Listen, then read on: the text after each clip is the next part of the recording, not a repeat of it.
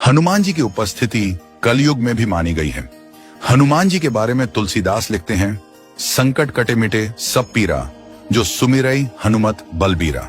हमेशा अपने भक्तों को संकट से निवृत्त करने वाले हनुमान जी इस युग में भी सक्रिय माने जाते हैं। बजरंग बली के उन 10 गुणों के बारे में विचार करेंगे जो न केवल आपको पुरुषार्थी बनाएंगे बल्कि आपके भक्तिपूर्ण जीवन के उद्देश्य के लिए भी काफी प्रेरक होंगे।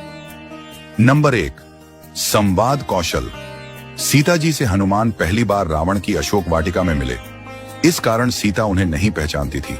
एक वानर से श्री राम का समाचार सुन वे आशंकित भी हुई, परंतु हनुमान जी ने अपने संवाद कौशल से उन्हें यह भरोसा दिला ही दिया कि वे राम के ही दूत हैं।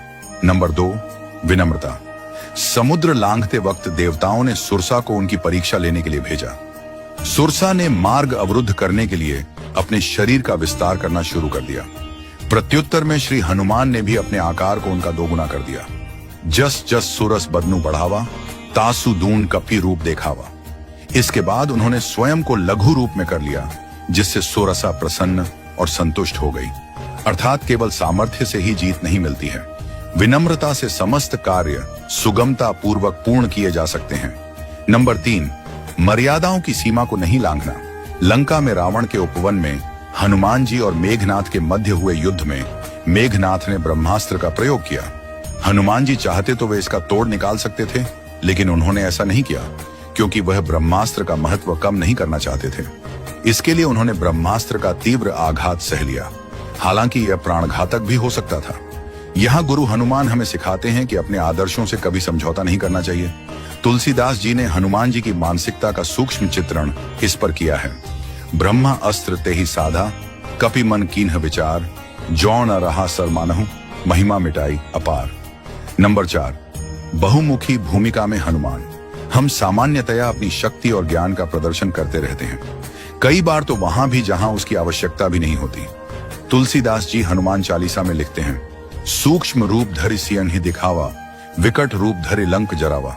सीता के सामने उन्होंने खुद को लघु रूप में रखा क्योंकि यहां वह पुत्र की भूमिका में थे, परंतु संहारक के रूप में वे राक्षसों के लिए काल बन गए। एक ही स्थान पर अपनी शक्ति का 2 अलग अलग तरीके से प्रयोग करना हनुमान जी से सीखा जा सकता है। नंबर 5, समस्या नहीं समाधान स्वरूप। जिस समय लक्ष्मण रणभूमि में मूर्छित हो गए, उनके प्राणों की रक्षा के लिए वे पूरे पहाड़ उठा लाए क्योंकि वे संजीवनी बूटी नहीं पहचानते थे। हनुमान जी यहाँ हमें सिखाते हैं कि मनुष्य को शंका स्वरूप नहीं वरन समाधान स्वरूप होना चाहिए। नंबर 6, भावनाओं का संतुलन।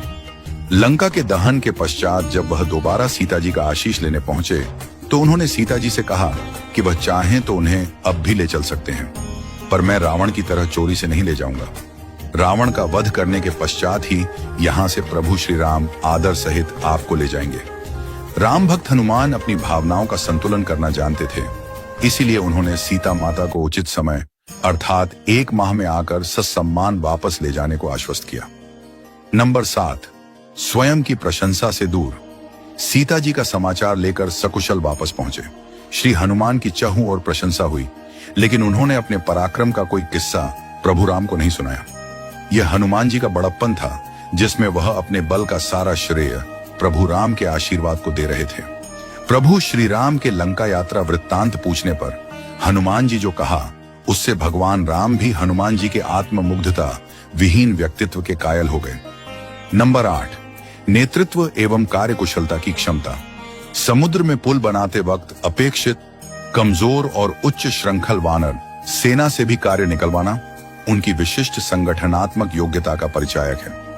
राम रावण युद्ध के समय उन्होंने पूरी वानर सेना का नेतृत्व संचालन प्रखरता से किया और पल निर्माण के कार्य को कुशलता से संपन्न करवाया। नंबर 9, बौद्धिक कुशलता और निष्ठा। सुग्रीव और बाली के परस्पर संघर्ष के वक्त प्रभु राम को बाली के वध के लिए राजी करना, क्योंकि एक सुग्रीव ही प्रभु राम की मदद कर सकते थे। इस तरह हनुमान जी ने सुग्रीव और प्रभु श्री राम दोनों के कार्यों को अपने बुद्धि कौशल और चतुराई से सुगम बना दिया। यहाँ हनुमान जी की मित्र के प्रति वफादारी और आदर्श स्वामी भक्ति तारीफ के काबिल है।